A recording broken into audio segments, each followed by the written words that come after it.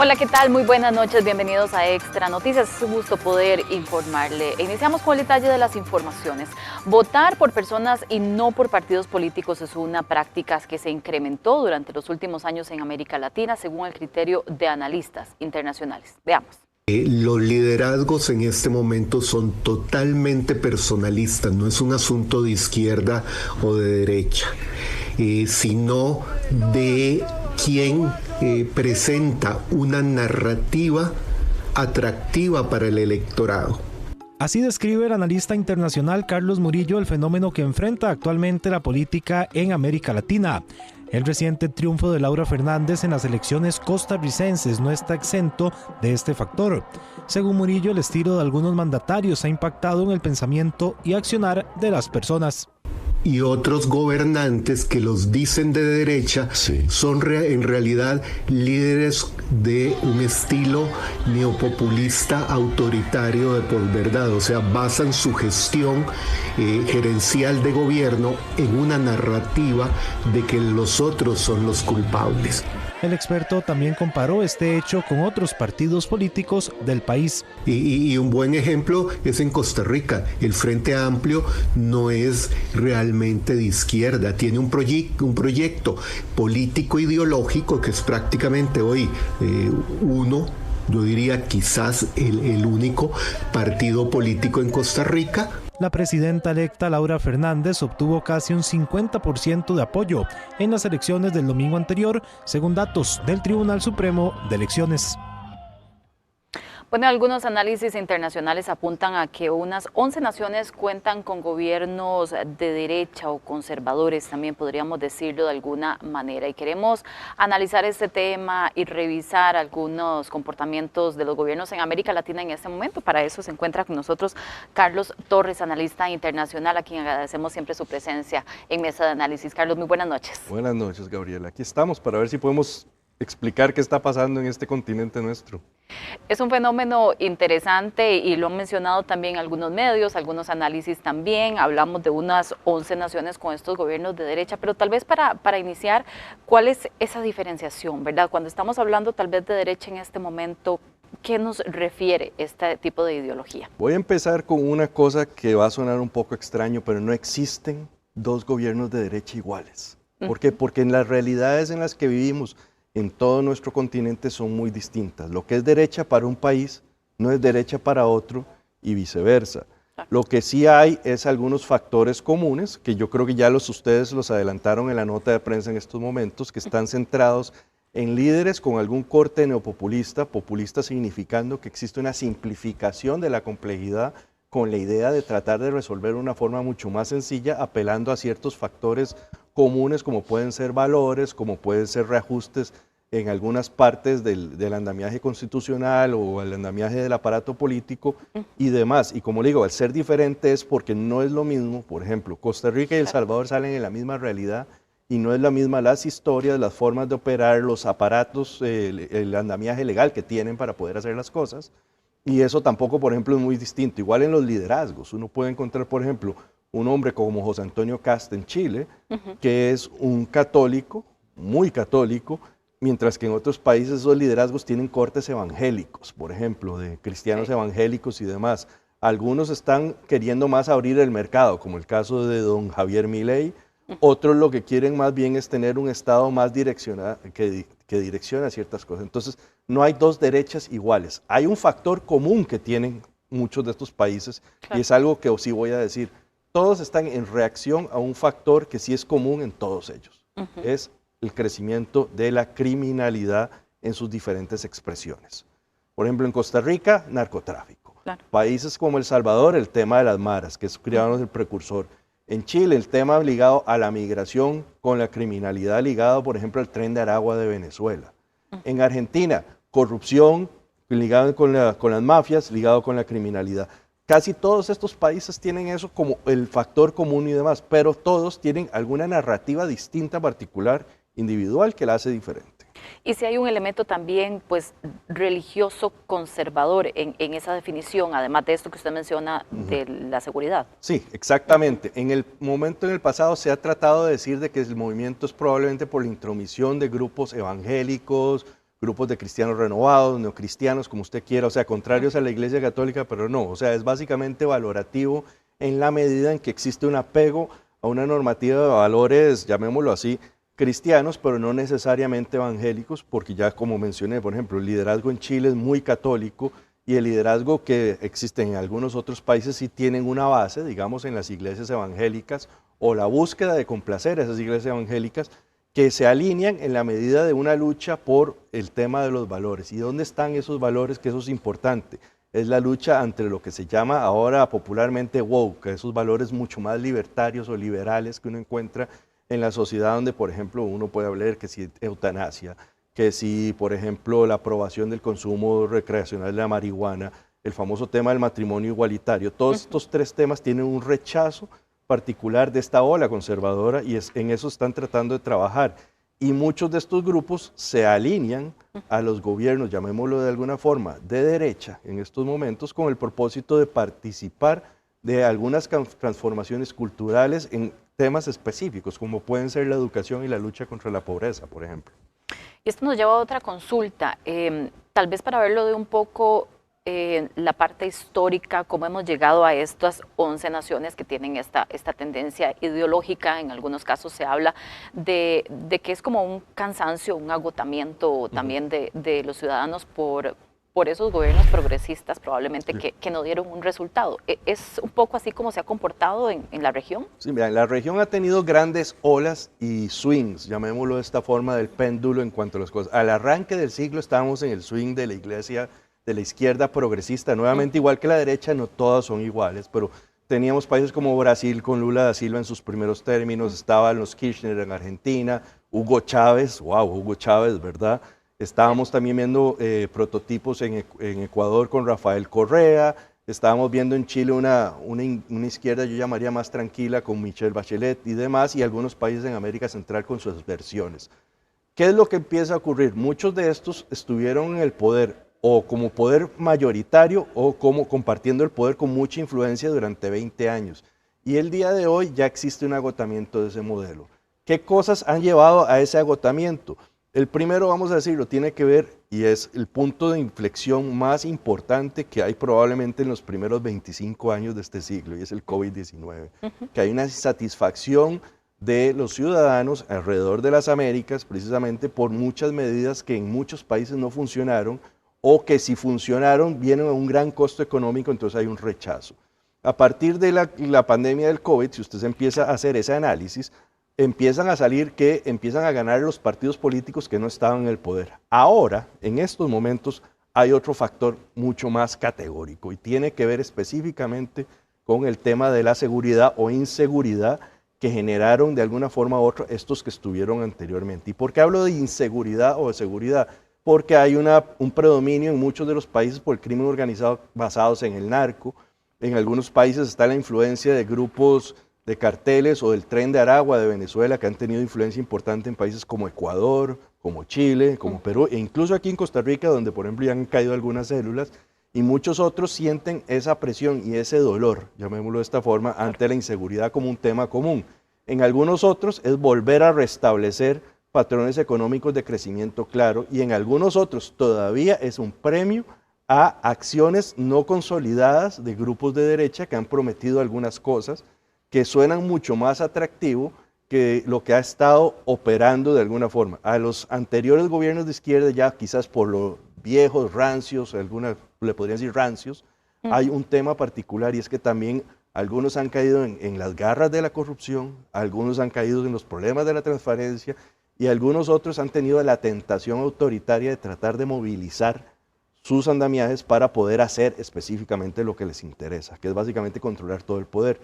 ¿Qué es lo que ha pasado? Los votantes en aquellos países donde eso se permite han dado la reversa y han sido muy categóricamente claros, porque la gran mayoría de estos 11 países que usted está mencionando no solamente han ganado con mandatos claros.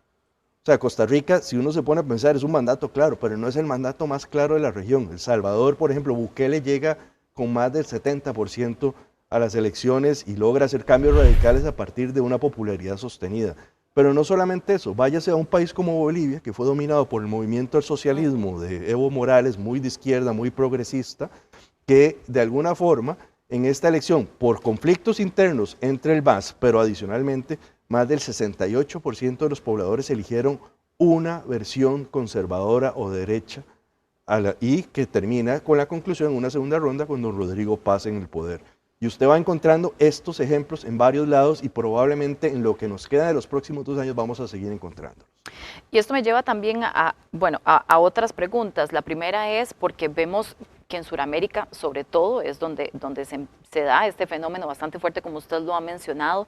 Si el tema de Venezuela, la situación con Hugo Chávez ha tenido también influencia en que exista, pues, ese temor de que ocurra lo mismo en otros países. Es correcto. O sea, la Venezuela de Hugo Chávez, no tanto la de Nicolás Maduro, era una Venezuela con una visión expansionista bolivariana, valga la redundancia, de unión de los pueblos de las Américas contra ese imperialismo. El imperialismo de Bolívar era en Europa, ahora el imperialismo de Hugo Chávez estaba pensado en Washington. Entonces hay que ir por esa parte. Entonces hubo una gran inversión por parte de Hugo Chávez en muchos partidos, llamémoslos de izquierda, tratando especialmente en América del Sur, pero también lo vimos en América Central, en Nicaragua y el movimiento libre que tuvo Honduras en el poder una ocasión, la ocasión anterior. Y entonces, ¿esto qué significa?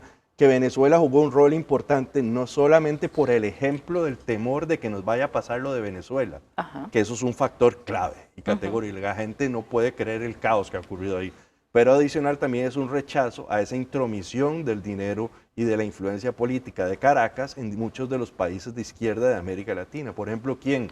Rafael Correa en Ecuador, por ejemplo, en Nicaragua los sandinistas, y esto ha hecho que de alguna medida los votantes también recordando y viendo ese ejemplo trágico que lo recuerdan constantemente, los 8 millones de venezolanos repartidos en el mundo, pero que de los cuales 5 están repartidos en América del Sur y en América Latina, esa cantidad de gente ha hecho que de alguna forma la gente vea con temor esas experiencias y esos atrevimientos, llamémoslo así, de izquierda populista que llevaron a Venezuela a una quiebra. Claro. No solamente económica, sino que moral y además un gran déficit, digámoslo así, de garantías que llevan a lo que es prácticamente una dictadura. Y aquí, tal vez para ir redondeando un poco también de ideas, mencionábamos entonces, bueno, ese proceso de la pandemia, ¿verdad? Que nos deja situaciones económicas complicadas para muchos países, el tema de la inseguridad, el narcotráfico, como usted lo mencionaba también, bueno, hablamos del punto de vista ideológico, por decirlo religioso, para entenderlo de alguna manera. Hay un elemento también interesante en estos gobiernos también, que estamos llamando de derecha para poder identificarlos ya con la aclaración que usted nos hacía, pero hay una influencia de Donald Trump y algunos están pues avalados, si podríamos decirlo así, pero sí son muy afines. Esto es parte de una influencia que viene del norte hacia abajo. Voy a ponerlo en estas medidas. Donald Trump en su primer periodo, yo creo que es más una influencia el estilo que la sustancia. ¿Y eso por qué? Porque la sustancia de la primera administración Trump no era tan categóricamente clara. ¿Qué quiero decir? No podíamos entender muchas cosas, habían algunas presunciones, pero nunca se llegaron a ejecutar. Ahora tenemos una segunda administración más agresiva, más clara, con mandatos más específicos y una doctrina muy tirada hacia América Latina de tratar de influir hacia ese tipo de cambios que usted está mencionando. Y algunas poblaciones lo ven como un factor rico en el cual poder agarrar para sus votantes y llevar, digamos, a las derechas. El país probablemente que más tiene claridad en eso, aunque todavía es muy temprano para hacer esos análisis, habría que hacerlos más, es Honduras, donde, por ejemplo, Donald Trump dijo que él prefería, y lo dijo en su red social, Truth Social, que él prefería a Asfura sobre los otros 2 candidatos que eran un riesgo. Hablaba con Libre de Rixi Moncada y hablaba con Salvador Nasralla en ese caso. Y en algunos otros casos han habido participaciones, digamos, por medio de redes sociales, llamémoslo de esta forma, de personas cercanas a la Casa Blanca que ponen sus comentarios sobre que tal persona no debería estar o tal persona sí, que pueden mover algún grupo de votantes. Todavía no es claro si es verdadero que en América Latina hay, pero la influencia de Donald Trump en esta segunda yo creo que es más el temor, y esto queda más plasmado de hace un mes. Con la salida de Nicolás Maduro, de la forma en que sale, de la forma en que lo sacan, es algo que pone a pensar a muchos en las Américas sobre verdaderamente si tengo la capacidad de esa autonomía. Hay 2 formas de ver este fenómeno. Uno, que algunos sí abiertamente se alineen con gran parte de su plataforma, o sea, la plataforma conservadora y algunas otras cosas que tienen que ver con los valores, y hay otros que más bien se alinean por el temor de lo que puede significar. Y ahí el ejemplo más importante de la región probablemente sería Panamá, que Donald Trump ha dicho, el canal de Panamá debería ser nuestro. Entonces eso ya genera, digamos, algunos reacciones, y lejos de lo que la gente pensaría, hay mucha gente que ve popularmente, ve con buenos ojos que eso ocurra dentro de Panamá. Entonces ahí hay toda una mezcla que nos va a tomar unos años para ver, a los que estudian esta materia, a ver qué sale de ahí. Y lo menciono porque también algunos análisis dicen que lo que ocurrió con Nicolás Maduro tuvo reacciones muy positivas en la región, que si esto hubiera ocurrido hace algunos años atrás probablemente hubiera habido un levantamiento de algunos rechazando esta medida, ¿verdad? Entonces también por ahí viene un poco esa complicidad, si se puede decir, con Estados Unidos. Sí, eso es una parte. Y también tenemos que ser un poco claros. O sea, los últimos 6, 7 años en Venezuela no han sido buenos. Y bueno, usted lo puede ver aquí en Costa Rica, pero lo puede ver en todo lado. La cantidad de venezolanos que van huyendo de su país por una situación, y eso genera una imagen muy clara en la población en las que residen. ¿Qué quiere decir? Porque en algunos países no son vistos bien, son vistos como parte de redes criminales y demás, pero en la mayoría de las poblaciones la gente ve a los venezolanos como ¿cómo se llama? El resultado de una situación complicada que se les fue de las manos. Entonces, eso le ha quitado todo aprecio a cualquier aventura que parezca de izquierda, llamémoslo así. Y eso categóricamente se ve reflejada en las urnas, sumado al otro cóctel de acciones y a las nimiedades pequeñas de cada país individualmente, ¿verdad? Y genera ese rechazo. Queríamos mencionar algo que hablábamos también en la nota, y es esta figura de un autoritarismo, líderes con algunos tintes autoritarios, y podríamos decirlo de alguna manera, que es también parte de lo que caracteriza algunos de estos discursos en América Latina. ¿Cuál es su percepción desde este punto de vista? Porque incluso, digamos, algunos discursos de Trump, de algunos países, y que además los ciudadanos están avalando este tipo de narrativas. Sí hay una venia que suena más autoritaria, pero no todos los países actúan sobre esa venia autoritaria. Si nos vamos a El Salvador, en El Salvador, por medio de las urnas y mecanismos legislativos, la venia autoritaria sí sale. O sea, tenemos un rediseño de la Constitución, un cambio de las Cortes, un dominio total electo de congresistas, pero también estamos viendo que hay un control mucho más fuerte y un estado de excepción que está permitiendo eso. Cambiemos de país un momentito, uno menos dramático, Ecuador.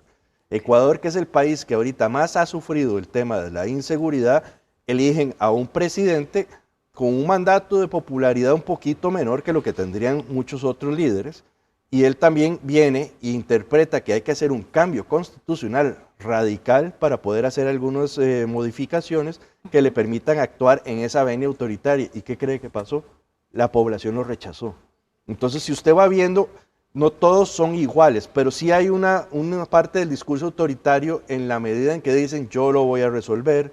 Esto se resuelve con cosas como el famoso discurso que es muy popular en América Latina de la mano dura, con la mayor presencia de agentes de seguridad en la calle, sean ejércitos, sean policías, sean cuerpos especiales, sean control de shock, como usted quiera llamarlo, y todo eso está construyendo lo que suena por eso. Hay otro punto que quería mencionar que es importante y es clave, pero que no es exclusivo de la derecha, es exclusivo de los autoritarios en general, y es el choque frontal contra la prensa, llamémoslo así, independiente investigativa.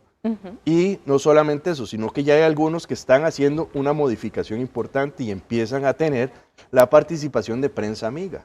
En otras palabras, hay algunos países en donde, por ejemplo, la prensa estaba muy centralizada en 1, 2, 3 medios, pero que ahora, gracias a redes sociales y algunos otros capitales, empiezan a aparecerles medios que le empiezan a hacer caja de resonancia que hace unos años no habría habido.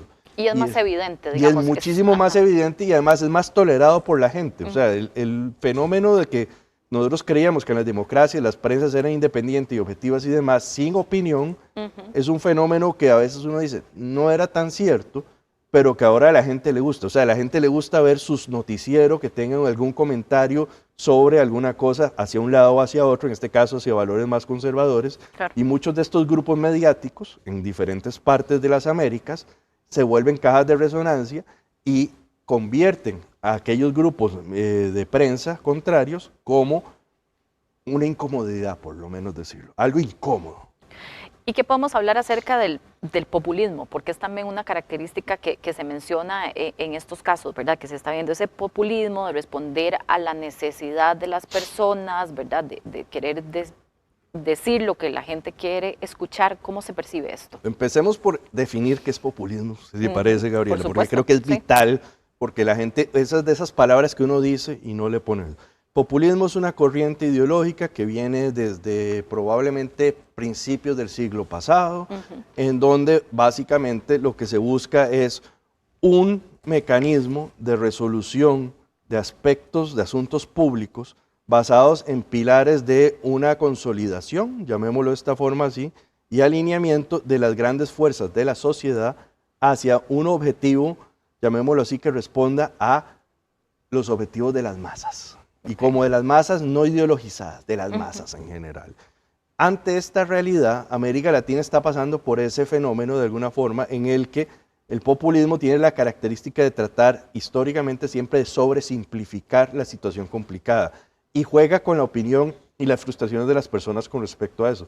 Y los populismos han salido generalmente de las debilidades de los gobiernos democráticos en la historia. O sea, el más claro de la historia para arrancar podríamos decir que es la Italia de Mussolini, donde, por ejemplo, con el sentimiento popular que en la época empezaba a ocurrir, nos llevaba hacia que Mussolini crece a partir de una sensación de que hay orgullo nacionalista, otra palabra importante de meter en estas partes, claro, un sentimiento de simplificación de la realidad, un sentimiento de traer otra vez la historia creciente, bueno, ese mito del dorado, ese mito de que éramos mejores y lo perdimos, y ahora lo vamos a recuperar. Como maga. Como un maga en alguna medida, pero también en América Latina. O sea, volver a todo pasado era mejor. Y eso crea este cóctel que estaríamos teniendo ahorita. Por eso hablamos de neopopulismo. En el pasado era algo que se consideraba exclusivamente de la derecha, porque era conservador y era ligado a las iglesias. Ahorita en América Latina es así, pero hay populismos de izquierda también. Populismos de izquierda que, por ejemplo, en Venezuela usaban el antiyanquismo como una bandera para movilizarse en contra de las cosas, o en Nicaragua, que se mueven, por ejemplo, de esa misma forma contra el imperialismo, por ponerlo de alguna forma. Pero casi todos estos gobiernos de los 11 tienen alguna dosis de populismo, y una dosis de populismo que tiene características particulares del siglo XXI. ¿Cuáles serían las del siglo XXI? Apoyo en las masas difusos, pero también en el sentimiento de las masas en redes sociales, donde nosotros expresamos algo, no tenemos vaso, pero lo dijimos, y entonces eso se vuelve un caldo de cultivo. Eso sería un punto importante. Segundo, un antielitismo contra las élites actuales, sea lo que eso signifique. Que se siente que han dominado el poder y han corrompido y destruido la sociedad. Ese es el segundo factor que uno tiene que ver, el antielitismo. También tendríamos que ver el tema de la sobresimplificación, que dicen, miren, estos expertos nos han complicado la vida, nos han dicho un montón de cosas, y no han resuelto nada, y yo sí lo puedo hacer de una forma muy sencilla. Y la forma sencilla, ¿cómo se convierte? Quitemos garantías. ¿Cómo se hace? Hagamos una megacárcel. ¿Cómo se hace? Pongamos nuevamente la base militar de Mantas en Ecuador. ¿Cómo se hace en Chile? Hagamos una unidad de carabineros especializados contra el crimen organizado de extranjeros que de alguna forma u otra nos están destruyendo. Ve la diferencia ahí. O sea, todo tiene una solución que parece muy sencilla y la gente, ante la complejidad y ante un sistema que no le ha dado ninguna respuesta concreta a muchos de los problemas básicos que tienen en su vida, están dispuestos a aventurarse. Sí, esa respuesta de la gente de cómo nadie nos había dicho que es así como se soluciona, un poco esa sensación de insatisfacción que viene a solucionar con este tipo de narrativas. Y esto nos lleva también a otra consulta. Bueno, hay otro elemento que queríamos también, antes de ir a esa pregunta. El ciudadano no lo representa una ideología, sino que hablan de personas. ¿Esto también toma fuerza, digamos, durante este tiempo? Sí, América Latina probablemente en los últimos 30 años dejamos, digo yo porque no todos los países han sido así, pero América Latina durante los últimos 30 años ha ido abandonando los grupos o los cúmulos de partidos políticos ligados a una ideología, a un sentimiento común, a una forma de actuar común, hacia un pensamiento de cómo deben ser las cosas públicas, a lo que se llamaría un sentimiento no solamente personalista, sino en algunas cosas iconoclasta. ¿Qué quiero decir con eso? Algunas personas son más allá de lo que ellos representan y eso genera lo que estamos viendo ahorita, que muchos se centran en las figuras o en los movimientos alrededor de una figura. Son pocos los movimientos que de alguna forma u otra están construidos a partir de propuestas ideológicas sólidas y propuestas ideológicas con planes de gobierno acorde a esa ideología. ¿Qué tienen estos populistas ahora? Que es otro factor que no mencioné hace un ratito, y es que son pragmáticos, lo que funcione. O sea, en Argentina está funcionándole a Javier Milei, por ejemplo, irse contra el Estado, y entonces nos acordamos los que vimos la campaña, Ministerio Muerto, y él quitaba las tarjetas, no sé si se acuerdan, dice, de la mujer muerto, muerto, muerto, muerto. De alguna forma, lo que nos está diciendo, eso era lo práctico que él encontró como solución en un país como Argentina. En un país como El Salvador era la ley de excepción, una mega cárcel y un control del territorio muy fuerte. En Ecuador era básicamente recontrol de las cárceles, recontrolar la policía que se había perdido de alguna forma y reforma constitucional que no se dio. Y ahí usted va encontrando una gran gama de posibilidades que va a decir, por ejemplo, un país como Bolivia. Bolivia va a ir transicionando hacia una apertura económica muy radical, después de 20 años de estar muy cerrados al mundo. O sea, 20 años en donde no tuvieron un préstamo de un banco internacional porque nadie los veía como claros, y entonces Rodrigo Paz ahora va al mundo, se abre y habla de inversiones, por ejemplo, en el gas natural y en el litio, que son problemas. Entonces, cada uno va a ir tratando de ir encontrando esos espacios, en particular con el fin de llevar a cabo su agenda. Hablábamos de unas 11 naciones con gobiernos de derecha, unas 8 mantienen de izquierda, si pudiéramos clasificarlos, ¿verdad?, como tal de esa manera. ¿Qué retos plantea esto para la integración, por ejemplo, de la región? Para generar en estos acuerdos? momentos podemos decir que estamos ante un punto muerto de cualquier tipo de integración regional, salvo algunos casos muy concretos. Mercosur, después de 26 años, se pudo pudo llevar a cabo y ponerse de acuerdo y firmar un acuerdo con la Unión Europea. Y eso es porque yo creo que Mercosur tiene una tradición un poco más sólida en cuanto a integración regional, claro, por cosas muy concretas y fomento de que es una unión aduanera. Pero si usted compara eso, por ejemplo, el Pacto Andino lleva muerto hace muchos ratos. Hugo Chávez lo trató de reemplazar con la CELAC y con el ALBA, que ahora también estarían en alitas de cucaracha. Aquí en América Central el SICA lleva sin estar operando realmente probablemente unos 7 años, 8 años, y por lo menos yo creo que el centroamericano promedio no lo siente. O sea, no lo resiente ni lo extraña, por ponerlo de alguna forma. Y además otros organismos no ha hecho falta el momento, y otros organismos como la OEA están verdaderamente en un momento con respiración artificial, o sea, viendo a ver cómo pueden entre tener un perfil bajo y no perder la preponderancia total. Yo creo que están ante un repliegue burocrático esperando a que mejores épocas vengan. Entonces la integración regional de los América Latina no va en el modelo actual. Algunos líderes de la derecha, como Milei, como Bukele, como Noboa, han hablado eventualmente de relanzar algún tipo de modelo, llamémoslo así, de países por la libertad o algo que se parezca, que tengan valores similares. Pero esto no es nada novedoso. Si nos fijamos, el ALBA ya hizo eso con Venezuela hace unos años desde la izquierda. La construcción de la CELAC, de alguna forma, también tiene la misma visión que se hizo desde la izquierda. Entonces, lo que vamos a ver es nuevas formas de integración, probablemente basadas en otras cosas que no eran tradicionalmente vistas, como el comercio, que el comercio como que nos integraba a todos, pero ahora probablemente veremos luchas valorativas, algunas otras cosas que hagan que la forma de ver el mundo de estos gobiernos, entre comillas, de la derecha, se unan en algo común, que no sabemos específicamente qué es. Por ejemplo, ya el tema de la Alianza por el Pacífico, que antes eran muy pocos países los que estaban, se está volviendo una bandera de la derecha en América Latina. Costa Rica está intentando entrar en eso digo, porque proceso. Acá ha habido esfuerzos más bien por integrarlo. Por integrarlo eso, pero por ejemplo también va a haber que a mediano plazo Ecuador va a tratar, que era un país que lo había rechazado a portas, llamémoslo así. Y también hay que ver otra cosa, porque habíamos, no sé si Gabriela, si vimos este fenómeno. Si bien es cierto, 11 gobiernos son de la derecha, la mayoría de la población de América Latina todavía es gobernada por alguna forma de izquierda. Los 3 países más poblados, México, Colombia y Brasil. De esos, Colombia y Brasil van a elecciones este año. Las apuestas dicen que probablemente Colombia va a girar a la derecha otra vez después de 4 años de Petro en una segunda ronda, no sé con qué tipo de mandato, pero llegará. Sí, sí. Brasil sigue siendo muy popular Lula, pero Lula tiene 81 años, no sabemos qué va a pasar de aquí a que llegue. Y está Perú, que ahí está en el intermedio. Sí, entonces a eso iba, podríamos porque tener un son cambio. países que tienen elecciones este año. Ahorita, sí. En el 2026, próximamente Perú, Colombia, que usted mencionaba también, Y Brasil hacia finales. Todos tienen elecciones. Entonces podríamos ahora sí hablar de un mapa casi completo de países de la derecha. Por lo menos 2 de 3 de esos van a ser. Brasil está por verse, de alguna forma a ver qué va a ocurrir.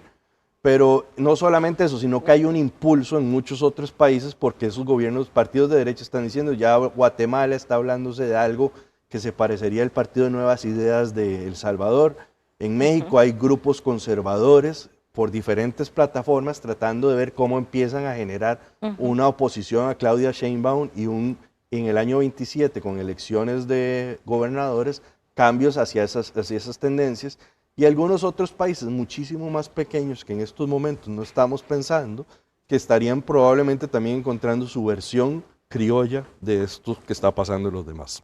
Ahora, como usted lo mencionaba al inicio, este tipo de fenómenos son cíclicos también, si podríamos decirlo de alguna manera. Estamos pasando como por esta etapa, ¿verdad? Como usted bien lo decía, reaccionando a algo que ya sucedió, pero es prácticamente normal que ocurra. Sí, o sea, todos se sienten distintos, o sea, sí es normal, pero todo se siente distinto. ¿Y por qué? ¿Cuál es la tónica distinta en estos momentos? Que el autoritarismo es una placa importante y además creo que hay una visión mucho más distinta de la comunidad en alguna medida. Porque otra de las cosas que está ocurriendo, no en todos los países, pero sí en varios, es que los gobernantes de estos partidos parece que le hablan solamente a su base, no le hablan al resto de la población. Y eso es una de las cosas que habrá que ver a mediano plazo, cómo se mueve y cómo se mastica eso. Y que quiero como más o menos interpretar con este factor, que todavía, digamos, muchos gobernantes hablan desde las mayorías que están representando ahorita para esas mayorías y en algunos casos obvian al otro lado. Y en algunos países eso es mucho más visible, nuevamente El Salvador, pero también Ecuador, por ejemplo. Otros, como por ejemplo Chile, el presidente Casqueda y reconoce que existe una oposición fuerte a la par con la cual hay que hablar. Incluso Costa Rica, o sea, con todo y todo lo que hemos visto los primeros días de la algarabía y de los temores que tiene mucha gente con respecto a en la primera conferencia de prensa de la presidenta Fernández, la presidenta electa Fernández, da como unos tonos distintos, unos tonos de integración, de conversar, de hacer algunas cosas. Ojalá que cumpla algunas cosas que ella mencionaba, como por ejemplo solventar algunos problemas rápidos. O sea, si a mí me dieran el chance de decirle, mire, lo primero que deberían aprovechar, porque es el tema popular y común para todos y todas, es mejorar la inseguridad o por lo menos tomar acciones hacia ello. O sea, ese tipo de cosas es lo que vamos a estar viendo y eso es lo que hace que tengamos que tener muchísimo cuidado como analistas, ustedes como miembros de la prensa, diferentes personas en campo académico, de decir que todos son iguales, de un lado. Porque así como hubo muchas izquierdas, algunos lo llamaban la izquierda carnívora y la izquierda vegetariana, uno podría decir que tenemos derechas iguales, una derecha más liberal, light, conversadora y una un poco más autoritaria con una vena cambiante. Ahora que usted menciona El Salvador, también vale la pena que lo mencione para conversar de este fenómeno de la cercanía con Costa Rica también. Parte de este comportamiento es, por ejemplo, que entre los gobiernos que se sientan similares avalen, validen las estrategias que implementan en otro país, que se parecen similares, pedir asesoría y esa relación estrecha también. Sí, claro, hay que ver una cosa, y aquí voy a empezar con alguna cosa. El que empieza probablemente la ola exitosa de la derecha en América Latina es El Salvador. Y esa ola exitosa viene a partir de el muy movido y dramático, la dramática disminución de la criminalidad en el país, a costa de otras cosas, pero de la criminalidad, y el salvadoreño de a pie se siente mucho mejor, y no lo digo yo, lo dicen los índices de popularidad del presidente Bukele. Y además el presidente Bukele ha sido un maestro a la hora de poder vender su éxito. De comunicar. Entonces, de comunicar muy bien su éxito. O sea, en lo de seguridad es muy claro, pero ya más recientemente uno empieza a ver que ya su discurso empieza a modificarse en algunas cosas, ya habla un poquito más de inversión extranjera, no desde la, ¿cómo se llama? Desde la magia de lo nuevo que va a venir, sino desde otras formas. Ya, por ejemplo, circulan en internet algunos videos de, por ejemplo, de la intención de, él dice que Elon Musk y Google de generar nuevos modelos educativos para arreglar la educación en El Salvador, en donde uno puede ver, qué sé yo, maquilas de personas formando laptops y programas para entregárselos a chicos para que puedan hacerlo de alguna forma. Ya habla de tratar de buscar inteligencia artificial para arreglar algunos de los problemas de la salud del país. Entonces él ha sido muy importante en esa medida. Pero digamos, él ha utilizado esto como un caballito de batalla para venderle, primero a Estados Unidos con Donald Trump, el tema de la seguridad y la protección de las Américas, de todas estas cepias perversas que ven ellos que están ocurriendo, pero también en algunos otros países como el nuestro, y prueba de ello es, vea, tenemos una cárcel que se quiere construir, que teóricamente está modelada en la que está El Salvador, pero que en el andamiaje legal de Costa Rica no vamos a poder hacer la mitad de las cosas. Alguna gente dice, ¿es la cárcel o es el modelo? Yo diría que es más el modelo. Cuando no hay garantías, hay una acción de shock por parte del ejército, eso es lo que está haciendo que esto esté ocurriendo. La cárcel es grande y es una forma demostrativa de que ahí los tengo. Pero ese tipo de exportación de ideas sí la van a empezar a compartir varios. O sea, porque Bukele no solo vino acá, fue a Ecuador.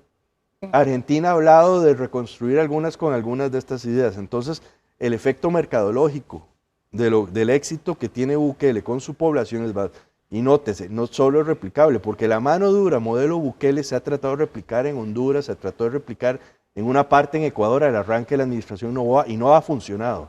Entonces, nuevamente, hay pequeñeces y nimiedades que uno encuentra en diferentes países de cosas que funcionan y otras cosas que no. Que no se puede hacer esa copia exactamente. No. Y a eso que usted se refiere también, que mencionaba, de la capacidad de comunicación de Bukele, va relacionada con ese orgullo nacional también, de sentirnos orgullosos de lo que estamos haciendo aquí, que es exportable, por ejemplo. Las derechas, por naturaleza, son nacionalistas. Y cuando pueden, de alguna forma, tratar de hacer esa modificación y meterle un tinte nacional, lo van a hacer. Y lo van a hacer en los espacios que se les permita. En este caso, la seguridad es caballito de batalla de El Salvador con esa lucha. En algunos otros países el nacionalismo va a ser, por ejemplo, antimigrante o anticrimen organizado extraterritorial, llamémoslo de esa forma. El caso de Chile, por ejemplo, la campaña de José Kast estuvo muy ligado ante las olas de migrantes criminales, principalmente asociadas a el Tren de Aragua de Venezuela. Y entonces eso fue un factor que galvanizó y movió a la población hacia ese tipo de cosas, pero era un nacionalismo de que nosotros los chilenos no somos así. Y eso usted lo va a encontrar en modificaciones variadas en diferentes lados, en algún lado más fuertes que en otros. Y ante esa realidad, lo que vamos a encontrar nuevamente también es un sentimiento de que el patriotismo se tiene que convertir en acción. Y ese patriotismo se convierte en acción por medio de lo que los gobiernos van a tratar de hacer concretamente rápido y cumplir con algunas cosas. Y a eso iba justamente, el éxito de esto y de ese ciclo, como usted decía, va a depender de que se puedan satisfacer esas expectativas que tienen, que además son altas, por ejemplo, como las que tenemos aquí en Costa Rica, de que se cumplan esas promesas. Sí, claro, y van a ser importantes en la medida en el que hay un vecino que vende un éxito que se logró. Y en la medida en que no se vaya logrando, una de dos cosas van a ocurrir. O que nuevamente los votantes en 4 años se vayan a rechazar o nos vayamos a rechazar lo que está en estos momentos en el poder, o por el contrario, que profundicemos como votantes lo que está ahorita en el poder. Y eso es de las cosas que habrá que ver específicamente. En estos momentos en Costa Rica el mandato es muy claro. El soberano, para utilizar parte de un partido político, o los votantes colectivamente dieron un mandato de que queremos que lo que está tratando de resolver la administración actual, sea real o sea comunicativamente importante, se cumpla. Y eso es creo que el llamado de atención principalmente de los partidos de oposición que estuvieron en la Asamblea Legislativa es claro y sencillo. Estamos cansados de una institucionalidad que no resuelve, estamos cansados de escándalos, estamos cansados de gritos, queremos la resolución de las cosas común y corrientes que no nos están arreglando.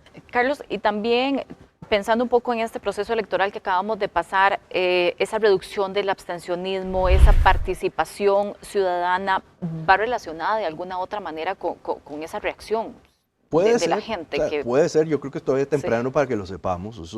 Yo preferiría que eso fuera otro programa con otro analista que estudie encuestas muchísimo más claros y ese fenómeno, porque ahí hay teorías desde que hay un civismo exacerbado por parte de no solamente algunos partidos políticos, sino de, por ejemplo, la prensa, las cámaras empresariales. Mucha gente llamó a votar de diferentes plataformas, a veces sin bandera, eso puede ser una.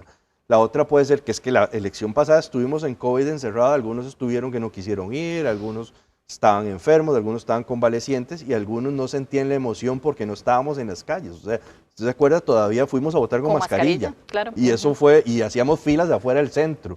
Y no habían guías que nos llevaran, nos dejaban ahí en una esquina y íbamos a votar.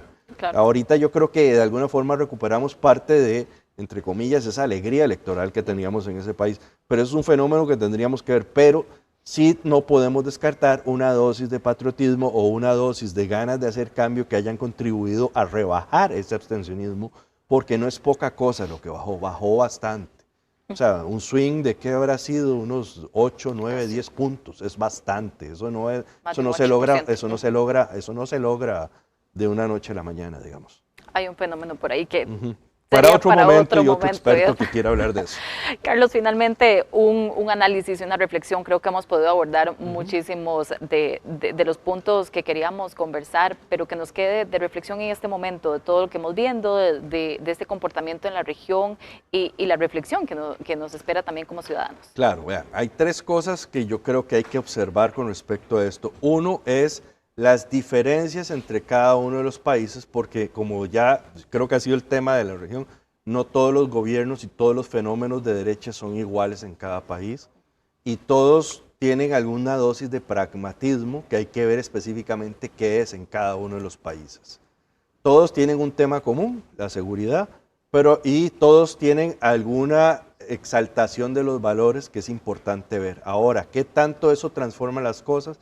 Es cosas que hay que ver, no solamente hablo del factor económico, sino del diseño constitucional. Algunos países tendrán la tentación o la idea de modificar constituciones para concentrar más el poder en el Ejecutivo, otros no. Entonces, esos son cosas que ver, ese sería el primer factor que yo estaría observando. Segundo factor, y que no me lo puedo brincar y que es importante tenerlo en cuenta, es el factor del gran país del norte que tenemos vecino, que es el hegemón de toda esta región, que es los Estados Unidos. Y en particular, en estos 3, 4 años que viene la administración Trump, si el movimiento MAGA sigue mimetizándose e influyendo a América Latina por convencimiento, y si la visión de la Casa Blanca sigue asustando y moviéndonos por temor. Ese es el segundo factor que habría que ver. Y el tercero es ver la evolución comunicativa de los líderes porque una de las cosas que no hablé ahorita y que creo que es importante es que todos los países de alguna forma u otra tienen una modificación importante en la forma en que estos líderes se están comunicando. Y esto ha sido importantísimo. Bukele es un mago en usar las redes sociales y enaltecer con cositas muy pequeñitas utilizando redes como TikTok, mientras la oposición sigue hablando en conferencias de prensa o en comunicados largos que nadie lee. Aquí en Costa Rica es parecido. El tema de que, por ejemplo, durante 4 años nos acostumbramos a una conferencia de prensa que era más directa, que parecía más directa y que más como un show y menos como una rendición de cuentas, llamémoslo de esta forma, tiene alguna influencia. Usted va a algunos países, Ecuador, la pareja presidencial se hicieron famosos antes por ser influencers.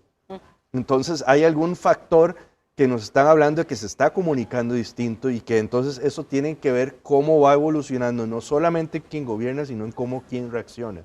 Claro. Porque es muy claro que, por ejemplo, actores como Rodrigo Chávez, como Nayib Bukele, como Gustavo Noboa y como Javier Milei, todos con diferentes estilos y concordantes, le llegaron a ser entendidos por un segmento de la población que no se sentía escuchada. Mientras que sus opositores en algunas cosas siguen hablando como en tecnologías del siglo XX, o sea, siguen mandando comunicados de 4 páginas que en muchas ocasiones nadie va a leer, algunos medios agarran 2 frases y las guindan y demás, mientras esta gente habla en tweets, en TikTok. Le habla a la gente directamente. Y le habla directamente a la gente, o la gente siente que me están hablando directamente, y eso es importantísimo tener en cuenta. Entonces observemos eso, nos quedan muchos años para ver y habrá que ver tendencias, y este año tenemos 3 elecciones más para ver si esto sigue evolucionando, y hay una 4ª elección que podría marcar mucho el futuro también, y es la de medio periodo de los Estados Unidos en noviembre. Si de pronto existe un retorno por parte de los demócratas o algo distinto o un republicanismo distinto a lo que vende Trump, que no lo veo, podríamos estar viendo cosas que cambien también. Vamos a estar muy pendientes, sin duda, Carlos, de lo que pase y analizando lo que sucede en el entorno, que también es importante que lo tengamos muy presente. Carlos Torres, analista internacional, estuvo en Mesa de Análisis y agradecemos, por supuesto, su presencia. Muy buenas noches. Muchas gracias, buenas noches. Bueno, y hacemos una pausa en este momento y ya regresamos con más de Extra Noticias. El Instituto Costarricense de Acueductos y Alcantarillados ya inició con el restablecimiento del servicio de agua potable en Santa Ana y en las comunidades que se vieron afectadas por la ruptura de una tubería principal. En las reparaciones, el AIA sustituyó por completo el tramo de tubería dañado, el cual fue afectado por maquinaria perteneciente a una empresa contratada por la municipalidad, según indicó el instituto. De acuerdo con AIA, para poder reparar el tubo principal de 800 milímetros que abastece parcialmente a Escazú, fue necesario desconectar temporalmente varias tuberías más pequeñas de PVC que llevaban agua a otros sectores de Santa Ana. Es importante que las personas tengan en cuenta que el agua irá llegando de forma paulatina a las comunidades, por lo que les pedimos un poquito de paciencia, mientras el sistema se estabiliza. A todas las personas, muchas gracias por su comprensión. Y un incendio forestal amenazó con quemar cerca de 40 viviendas y un área industrial en La Uruca este viernes. Luego de 4 horas de trabajo, el cuerpo de bomberos evitó que las llamas alcanzaran las casas de habitación y la maquinaria de un tajo. Además, el trabajo de los bomberos salvó cerca de 40.000 metros cuadrados de vegetación. El día de hoy, aproximadamente a la 1 de la tarde, fuimos despachados desde la estación metropolitana norte a quema de charal con amenaza. Al llegar a la unidad extintora, encontramos un área de 1 hectárea comprometida por fuego. Iniciamos labores y logramos proteger 4 hectáreas, 40 viviendas y un área industrial donde se almacena equipo y material pesado. Le hacemos un llamado a la población a no realizar quemas en esta época. La Municipalidad de Turrialba habilitó un albergue temporal para que los habitantes de calle tengan un lugar seguro para pasar la noche debido al incremento de los vientos en el país. El espacio contará con colchonetas, cobijas y comestibles donados por la Comisión Nacional de Emergencias. El lugar estará resguardado por la Fuerza Pública, el Comité Cantonal de Deportes y varias asociaciones privadas para evitar cualquier incidente. Este albergue se ubica contiguo al gimnasio Turrialba 96, aquí, en este gimnasio centenario. Le agradezco también al Comité Cantonal de Deportes y Recreación que nos habilitó estas instalaciones. Este espacio es para que ellos puedan pasar en un entorno pues un poco más protegido ante la afectación de este empuje frío. Y la Fuerza Pública de Limón recuperó este viernes un vehículo tipo pick-up robado este jueves en la Legua de Pital, en el sector de San Carlos. Según la información preliminar, varios sujetos ingresaron al inmueble, amarraron al propietario y a una sobrina y huyeron con el automotor. El vehículo fue encontrado por las autoridades en el sector de Ticabán, en Guapiles. Y una mujer falleció la noche de este viernes en Atillo Centro tras recibir varias heridas de arma blanca, según confirmaron las autoridades. Preliminarmente, la fallecida tendría cerca de 52 años y el atacante habría sido su propio hijo. La Fuerza Pública se mantiene en el sitio custodiando el cuerpo a la espera de que lleguen los agentes del organismo de investigación judicial. Al llegar una unidad de soporte avanzado, determina que se encuentra en el lugar una mujer adulta, aproximadamente unos 52 años, con una herida importante, el cual al abordaje la misma no presentaba signos de vida. La escena queda a cargo de los compañeros de Fuerza Pública y su coordinación con el organismo de investigación judicial. Y durante la jornada electoral, la mayoría de los costarricenses quebró el voto en ambas papeletas. Casi todos los partidos políticos obtuvieron más apoyo a sus candidatos a diputados que a su apuesta presidencial. Por ejemplo, en San José, el partido Frente Amplio obtuvo más de 126,000 votos, mientras que su aspirante Ariel Robles llegó a 92,000. Esta situación solo es ajena a dos agrupaciones políticas, el Partido Pueblo Soberano y Liberación Nacional. Sus candidaturas a presidir el país sí lograron mayor cantidad de votos que sus diputaciones. Muchos de los partidos que han tenido una tradición de representación legislativa, generalmente cuando se mide la votación que tienen sus candidaturas a la presidencia, tiende a ser menor que justamente la de sus papeletas para las diputaciones, a diferencia de aquellas agrupaciones que sus candidaturas presidenciales sí apuntan a que pueden realmente competir por llegar al Ejecutivo. Y un Congreso conciliador y que trabaje por los intereses de Costa Rica. Así visualizan 3 diputados electos el trabajo que tendrán a partir de mayo en la Asamblea Legislativa. Un plenario con menos peleas y trabas es el que visualizan algunos legisladores electos que conversaron esta semana con Grupo Extra tras las elecciones nacionales. Todos coinciden en que los trabajos a partir del 1 de mayo deben de realizarse en conjunto y pensando en el bienestar de la población. Y en ese sentido no debería importar quién propone los proyectos de ley, sino su contenido y si realmente va a ir en favor de una mayoría o de un grupo específico, porque a veces las leyes son específicas para ciertos sectores. Eso sí, los partidos de oposición tienen claro el papel que tendrán que desempeñar en el Congreso. Por un lado, la defensa férrea de la democracia, y para eso hay líneas rojas que no vamos a permitir que la administración y que el oficialismo crucen, por ejemplo el levantamiento de garantías individuales o los cambios que puedan afectar la independencia y la relación entre poderes del Estado.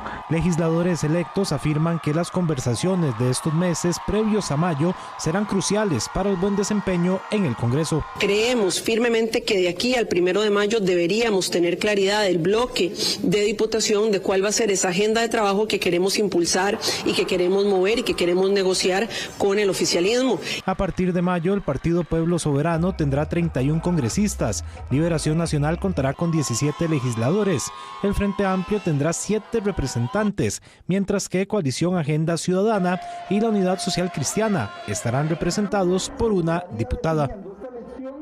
Distintas comunidades del Caribe Sur amanecieron con árboles caídos y desborde de ríos. Las fuertes lluvias dejan daños en caminos, fincas, cultivos y 30 personas rescatadas.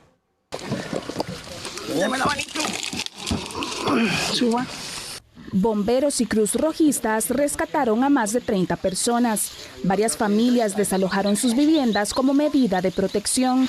Las fuertes lluvias de las últimas horas provocaron el desborde del río Zixaola y una fuerte erosión en Puerto Viejo de Limón. Las actividades agrícolas también se vieron afectadas por la situación. Frijoles, maíz, yuca, ahí hay de todo, gracias a Dios. Pero vamos a ver qué los pasa. Esperemos que no sea mucho. Si Dios quiere no pasa más, pues no perdemos tanto, pero si pasa más sí se pierde todo. En Valle de la Estrella de Limón, un árbol cayó sobre una casa y la destruyó por completo. Vecinos de la zona tuvieron dificultades para movilizarse debido a que los caminos están completamente enlodados. Tuvimos que tirar la embarcación al río Zixaola y navegar aproximadamente 1 kilómetro y entrar por un crique, por una laguna, para poder llegar a tener acceso a las personas. Las autoridades alertan a la población a evitar acercarse a ríos y quebradas. Según el pronóstico semanal, las lluvias podrían continuar en lo que resta de la semana en esta zona del... Bueno, y así llegamos al final de nuestra edición. Muchas gracias por habernos acompañado. Que tengan muy buenas noches.